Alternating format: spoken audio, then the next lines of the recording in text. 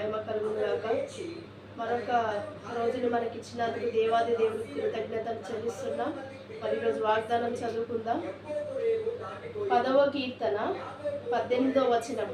తండ్రి లేని వారికి నలిగిన వారిని న్యాయము తీర్చుటకై నీవు వారి హృదయము స్థిరపరచితివి, చెవియొగ్గి ఆలకించితివి. అంటే ఇక్కడ ఏమంటున్నాడంటే, తండ్రి లేని వారికి నలిగిన వారికి న్యాయము తీర్చుటకై నేనున్నానంటు. బాధలతో వేదనలతో మనం ఉన్నప్పుడు మరి ప్రతి క్షణ నేనున్నానంటూ మరి నలిగిన సమయంలో విరిగిన సమయంలో మనల్ని ఓదార్స్తున్న దేవునికి వేలాది కృతజ్ఞతలు. మరి ఈ వాగ్దానాన్ని బట్టి ఆయనకు మహిమ కలుగును కాక. మరి మనం ప్రార్థన చేసుకుందాం.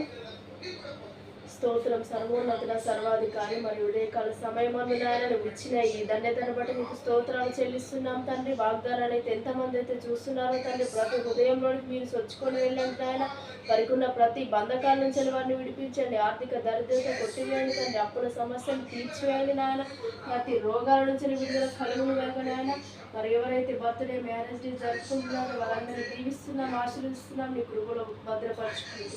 మరి ఈ కొద్ది చిన్ని ప్రార్థన యేసుక్రీస్తు నామమున నాయన అడిగి వేసుకుంటున్నాం మా పరమ తండ్రి. ఆమె ఈ వీడియో కనుక మీకు నచ్చినట్లయితే లైక్ చేయండి, షేర్ చేయండి. మరిన్ని వాటి కోసం మీరు కామెంట్ చేయండి.